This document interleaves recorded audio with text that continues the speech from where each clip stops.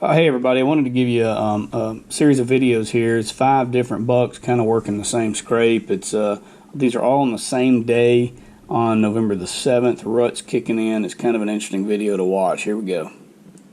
So some does come through. This is just after daylight. Some does come through early. You can see the sun's barely cracking over, and this doe's looking around.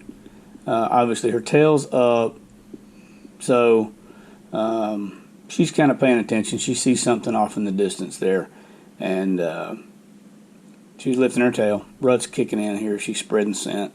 So this is the first thing on that video, on that trail camera that morning.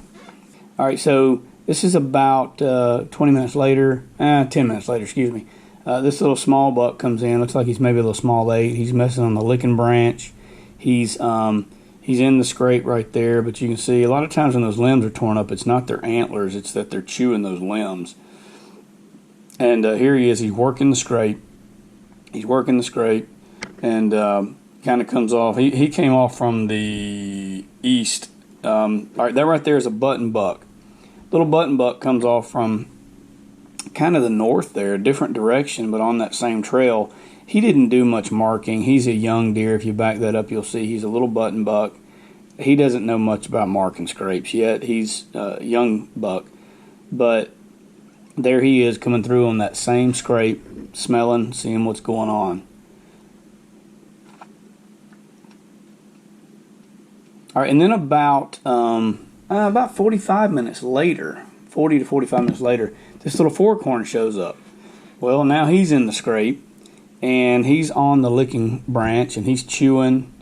That's what they do on those things. They'll chew on them and stand under them. That's why licking branches are a big deal, even to put over a mineral lick, because they will lick the mineral and then they'll go up there and chew. And now he decides to urinate in the scrape. Well, about 4 minutes later, he actually circled around and came back to the scrape. Was on the licking branch a little bit longer, and I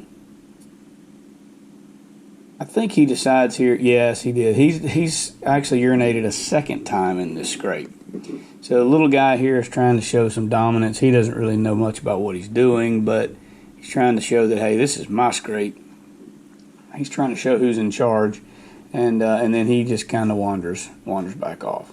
Right there, if you look in the left, okay, there's 2 does that ran off. That was 40 minutes after the little forkhorn we just saw. 2 does ran off in the distance from the northwest.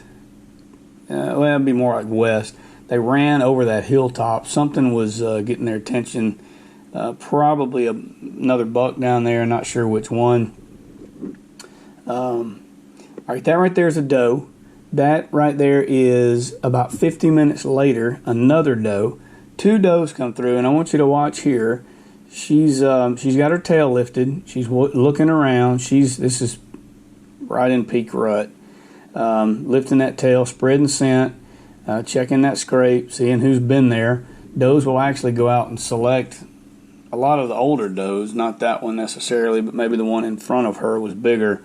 They'll select a specific buck. All right, then this guy comes through. Now, what's interesting is I want you to notice the sun has switched directions. 5 in the afternoon, the same day, 130-inch, maybe not that big, but he's kind of got some interesting things on his rack there. 130-inch kind of a deer comes in, the more dominant. Look how he's breathing.